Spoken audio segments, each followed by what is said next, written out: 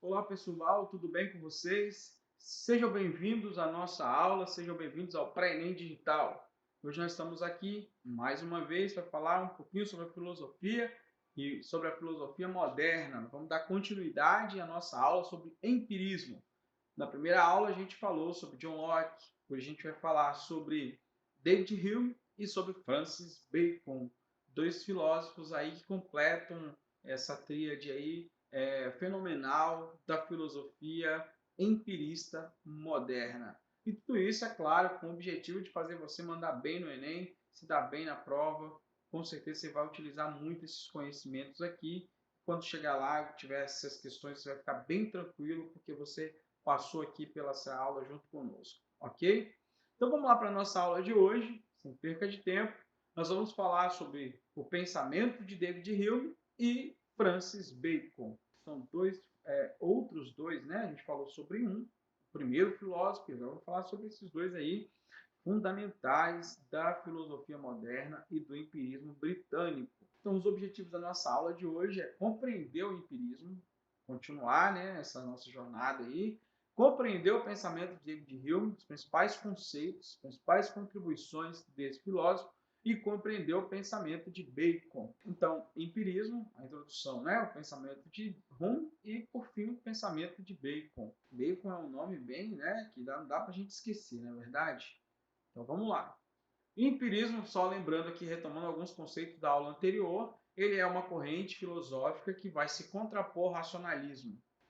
O racionalismo tem uma ênfase na própria racionalidade, na razão, no pensamento, e o empirismo tem a ênfase na experiência e na utilização dos dados sensoriais para chegar ao conhecimento. Quais são os dados sensoriais, professor? Os sentidos, né? Então, quais são os sentidos? A gente vai ver ali também, ó, olfato, visão, tato, paladar e audição. São os nossos 5 sentidos que para os empiristas são os meios pelos quais, os meios mais adequados e corretos pelos quais nós devemos utilizar, nos quais devemos utilizar para chegar ao conhecimento seguro e o conhecimento verdadeiro. As principais questões dadas do empirismo é qual seria a origem do conhecimento humano? Né? De onde origina o conhecimento? Como esse conhecimento é adquirido? Como adquirimos esse conhecimento? Quais seriam os limites para esse conhecimento?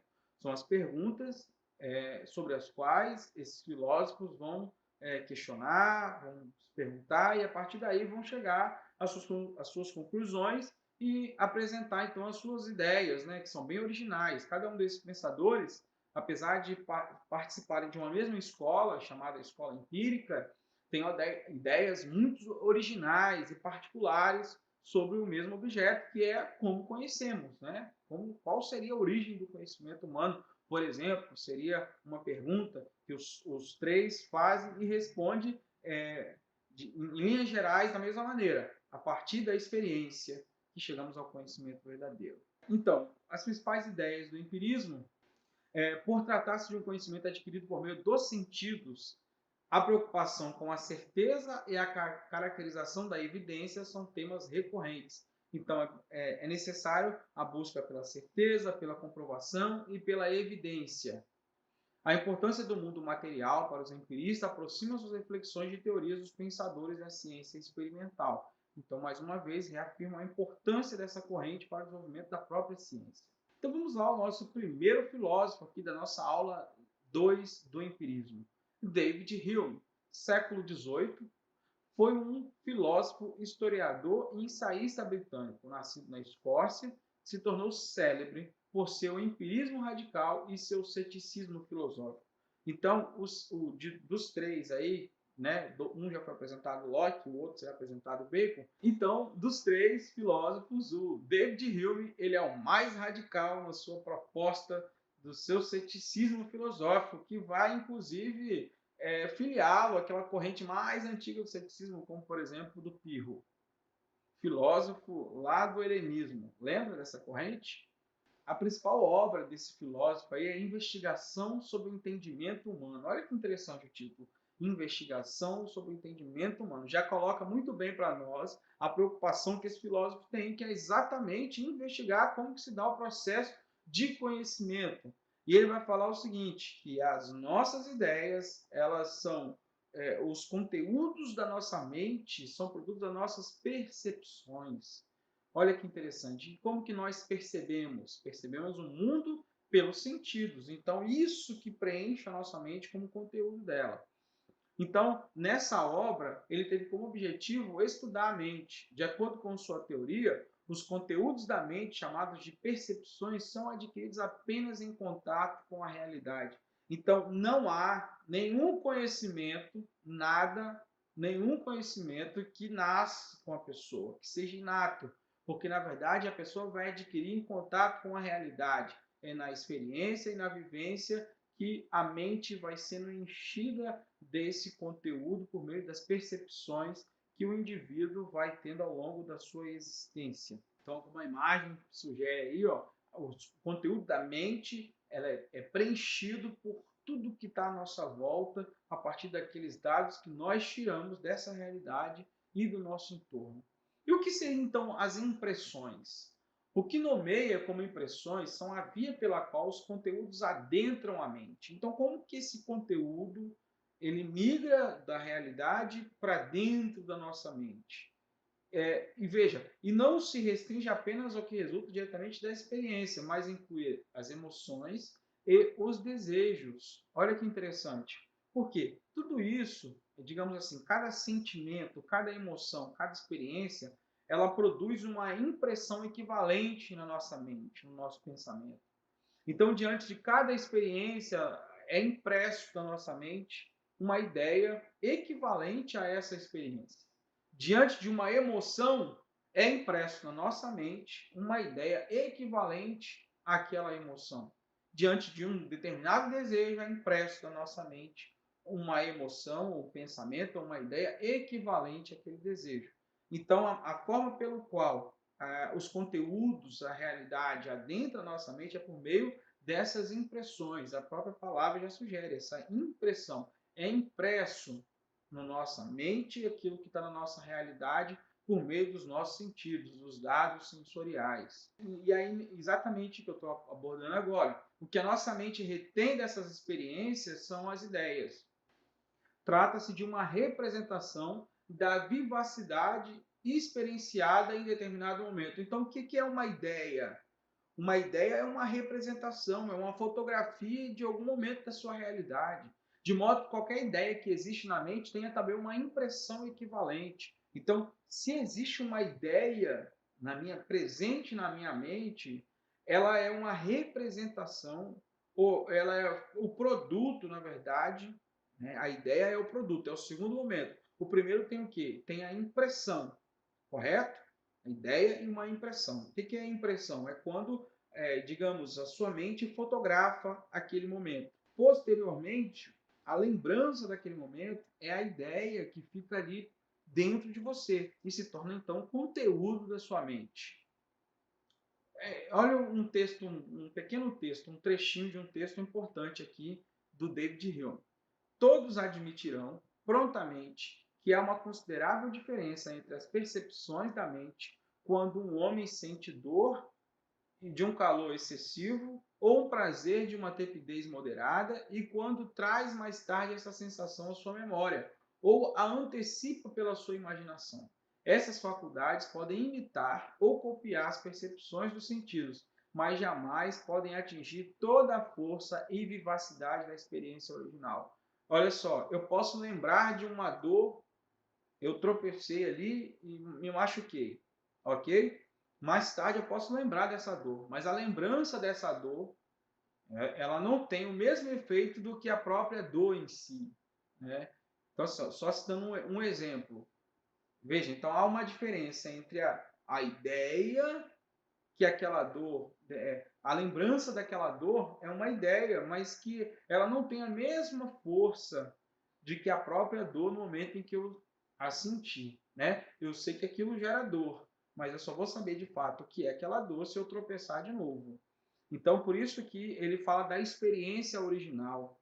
Essa experiência original, ela antecede as ideias, né? As ideias, elas são secundárias as ideias, segundo o David Hume, ela não tem a mesma força do que a própria experiência em si. Então, por isso que nós devemos valorizar as experiências mais do que as próprias ideias. Porque a ideia é apenas uma memória tardia de algo que eu já experienciei. Por isso, então, primeiro a experiência, depois as ideias sobre aquela determinada experiência. Um outro fato importante aí sobre esse nosso pensador, o David Hume, é que ele falava sobre a questão do hábito e da crença. Ele fala que muitas das nossas ideias, elas estão baseadas não na verdade, mas no hábito, na crença. Porque todos os dias eu vejo o sol se pondo, o sol, o dia amanhecendo e o entardecer. Então, segundo ele, fala, se você vê isso todos os dias, então você chega à conclusão de que amanhã isso fará de novo e sempre se fará. Mas ele diz, mas nós não temos certeza nenhuma de que isso vai acontecer amanhã. Né? Então, cientificamente falando, objetivamente falando, eu não posso afirmar, porque isso é da crença. E nesse sentido, então, que o David Hume ele é considerado um cético, porque ele afirma que muitas das nossas crenças elas estão baseadas no hábito de ver sempre aquilo acontecendo e nós ficamos tentados a fazer uma afirmação de que aquilo então sempre acontecerá. Bom, o outro pensador fundamental para nós então continuarmos a nossa caminhada aqui e compreender a filosofia moderna na sua filosofia moderna barra empirismo, essa segunda corrente importante para a gente entender. É o nosso pensador aí, o Francis Bacon, tanto quanto Locke lá também tem uma contribuição importante para a filosofia política.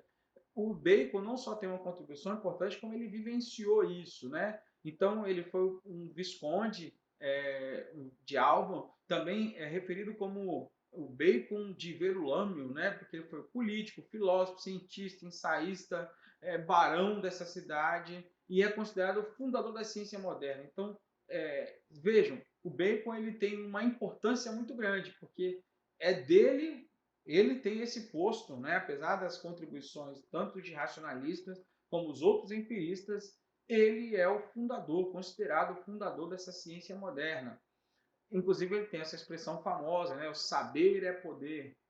Então, ele foi um teórico que exerceu grande influência nos paradigmas científicos que marcaram a sociedade industrial. Esse pensador, então, veja, ele transcende a filosofia, digamos, teórica, e ele tem uma contribuição na filosofia, digamos, na contribuição da ciência prática, né? A Revolução Industrial, essa mudança pela qual a sociedade medieval e já na modernidade estava passando, uma sociedade que estava se industrializando, né? Desenvolvendo a ciência, desenvolvendo a técnica, o filósofo Francis Bacon ele é fundamental, porque ele diz o seguinte: saber é poder. Né? A gente não tem que ter um conhecimento apenas contemplativo, mas o conhecimento tem que servir para algo prático, para transformações práticas no dia a dia da pessoa. Então ele acreditava que, sobretudo, é importante saber para dominar, para transformar a natureza em benefício da humanidade. Para tanto, o raciocínio indutivo não basta, é preciso conjugá-lo com observações empíricas, experimentos e experiências. Vai desenvolver o método dedutivo, né? Que é diferente do indutivo lá do racionalismo. Então, ele, digamos, é um entusiasta de um saber que transforma, um saber que tenha implicações práticas no dia a dia das pessoas e também as demandas que aquela sociedade que estava passando por transformações profundas precisava que acontecesse. Ele tem uma vida política, né? Então, ao contrário de Descartes, Francis Bacon mesclou sua vida entre a contemplação filosófica e a agitação da vida política. Ele acreditava que a dedicação exagerada aos estudos sem uma finalidade prática era pura vaidade acadêmica e que os estudos não poderiam ser um fim em si mesmo. Olha que interessante. Então, vejam, ele só não era um teórico, mas como ele ia lá e botava a mão na massa, ele tinha uma participação política, uma vida tanto intelectual quanto política muito agitada. Inclusive tem alguns fatos aí curiosos sobre a sua vida, essa agitação política culminou inclusive com uma certa acusação de corrupção, mas fica para um outro momento a gente discutir especificamente. Mas eu só apontei aqui que ele acreditava que o exemplo da participação política dele é só para corroborar com a ideia de que, diferente dos outros filósofos, ele queria uma filosofia ou uma forma de pensamento que tivesse uma implicação prática, que o impulsionasse para algum tipo de mudança, seja do ponto de vista político, seja do ponto de vista aí também como entusiasta da Revolução Industrial e como fundador dessa ciência moderna que busca uma visão pragmática, né, tanto para a filosofia quanto para a ciência. A gente chega então num ponto importantíssimo da filosofia do Francis Bacon, que é talvez a colaboração mais curiosa que ele propõe e mais, digamos assim, que nos instiga a pensar e a estudar esse filósofo. Dentro da filosofia desse pensador, os ídolos, já ouviram falar dos ídolos de Bacon, né? Os ídolos representam falsas noções, preconceitos e maus hábitos mentais. O que seria o ídolo, então, para Bacon? Seriam entraves, formas distorcidas do conhecimento, não só formas distorcidas, mas, digamos, aquilo que também distorce o conhecimento. Bacon formulou a teoria dos ídolos para deixar o homem consciente das falsas noções que congestionam sua mente. Então, a primeira coisa para você chegar a um conhecimento verdadeiro, você precisa identificar a presença ou não desses ídolos na sua mente, que seriam uma espécie de lente.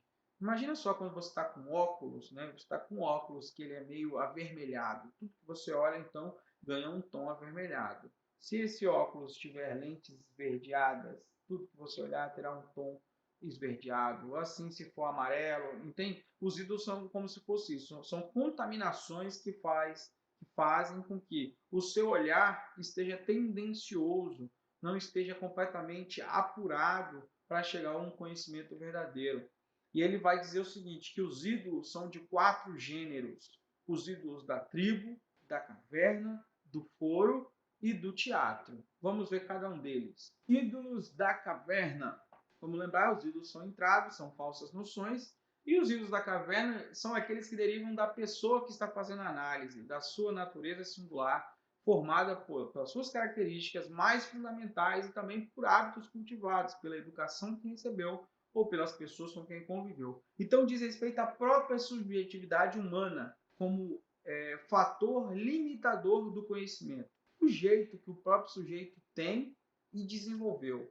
A forma como que esse sujeito foi educado para enxergar a realidade e para enxergar o mundo. Então, isso pode ser um ídolo, pode ser um entrave, pode ser algo que atrapalhe você chegar a um conhecimento verdadeiro.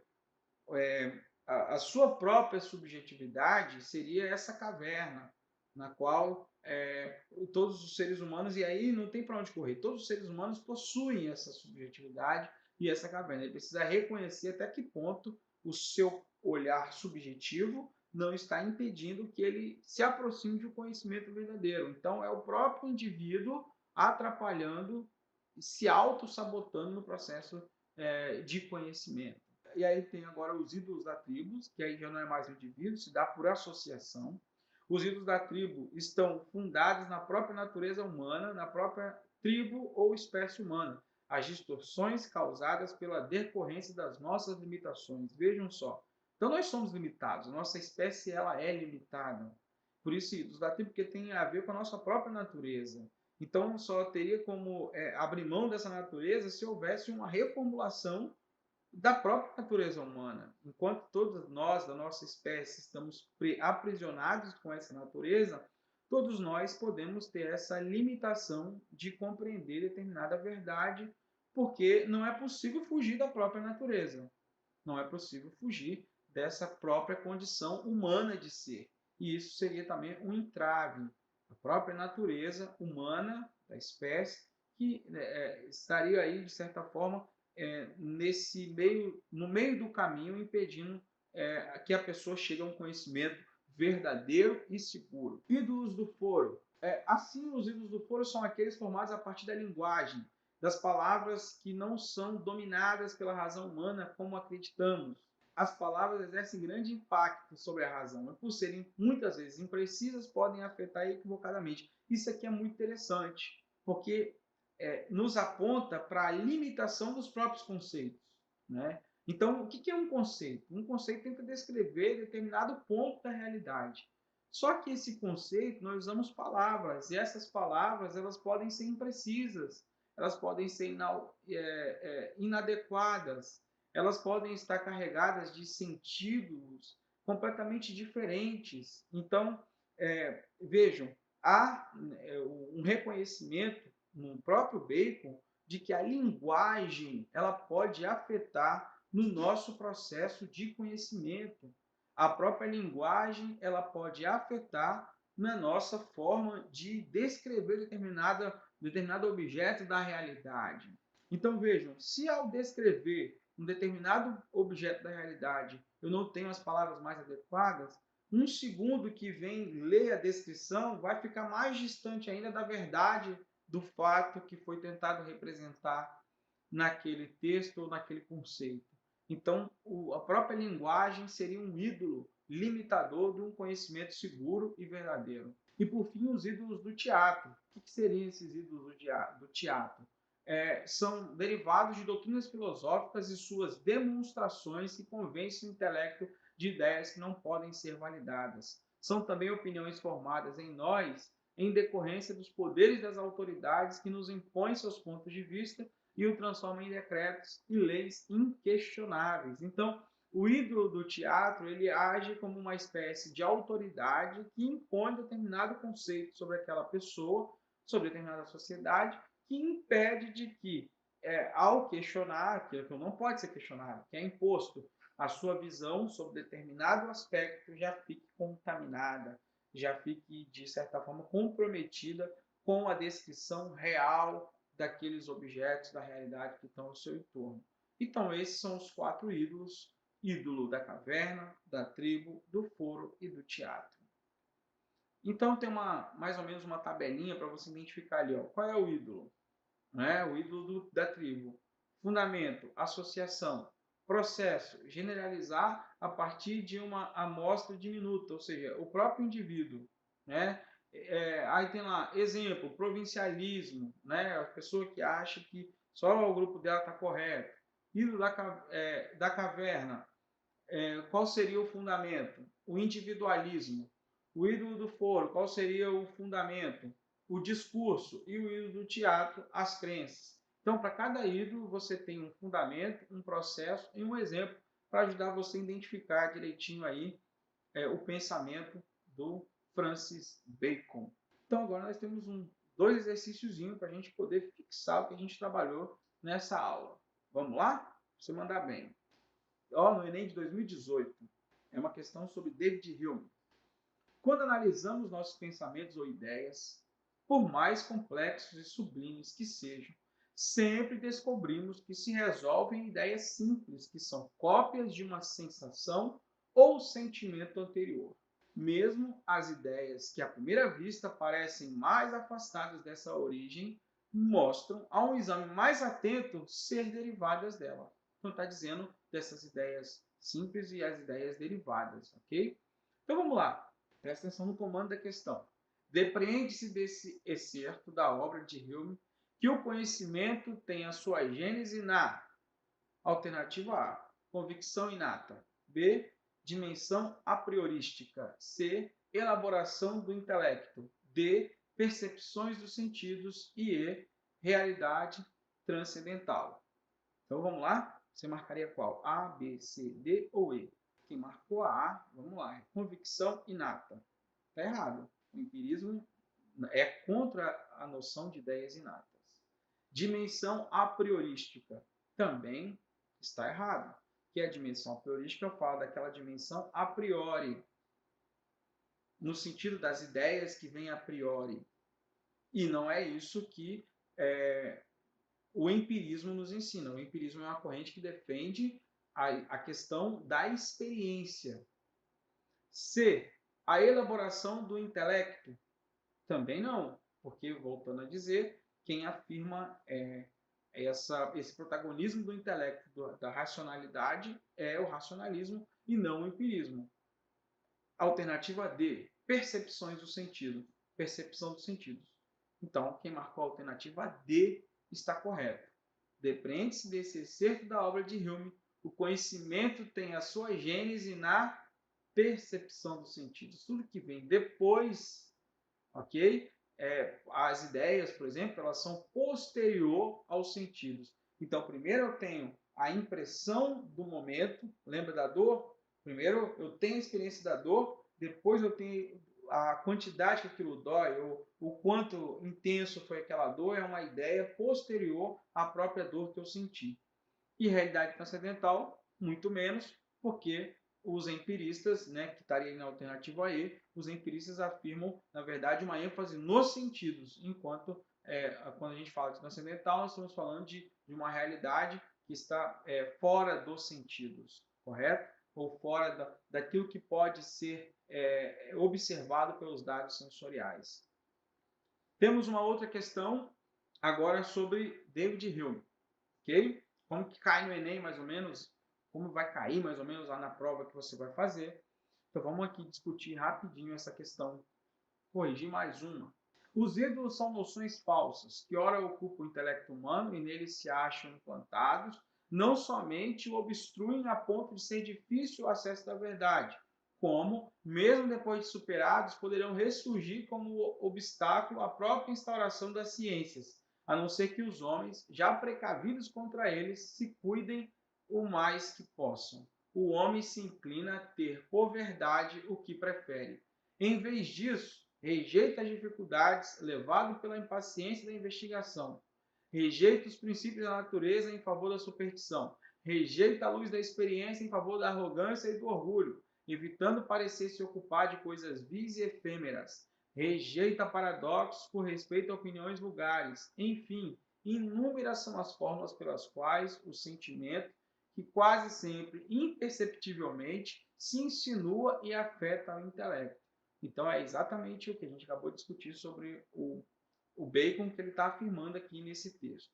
Na história da filosofia ocidental, o texto de Bacon preconiza: alternativa A, um pensamento científico racional afastado de paixões e preconceitos. Alternativa B, uma crítica à hegemonia do paradigma cartesiano no âmbito científico. Alternativa C, a defesa do inatismo das ideias contra os pressupostos da filosofia empirista. Alternativa D, a valorização romântica de aspectos sentimentais e indutivos do pensamento. E a alternativa E, uma crítica de caráter ético voltada contra a frieza do trabalho científico. Então, qual alternativa você marcaria aí? A, B, C, D ou E? Vamos ver cada uma delas agora? Um pensamento científico racional afastado de paixões e preconceitos. Bom, tá de cara aí, alternativa A. Então, quem marcou a alternativa A, você acertou. Olha o comando. Na história da filosofia ocidental, o texto de Bacon preconiza o quê? Um pensamento científico. Ele está fazendo uma queixa às superstições, à tradição, à imposição e enfatizando exatamente isso aí, que você deve ter uma mentalidade objetiva e científica afastada de paixões e preconceitos, né? De todos os elementos aí subjetivos que não levam a um conhecimento verdadeiro e seguro. Por que não é a B? Uma crítica à hegemonia do paradigma cartesiano no âmbito científico? Não, não tem nenhum momento no texto isso é abordado, nem indiretamente. A defesa do inatismo, ele não defende o inatismo. Contra os pressupostos da filosofia empirista? Não, ele não defende esse contra os pressupostos da filosofia empirista. Alternativa D, por que não é? A valorização romântica de aspectos sentimentais e intuitivos do pensamento passa longe aquele texto desse tipo de afirmação. E a alternativa E, uma crítica de caráter ético voltada contra a frieza do trabalho científico? Também não, pelo contrário, ele afirma que o trabalho científico deve ser frio e objetivo. Bom, gente, finalizamos por aqui a nossa aula de empirismo parte 2. Daqui a pouco a gente se encontra para discutir um pouquinho mais sobre a filosofia moderna. Um abraço e até a próxima aula.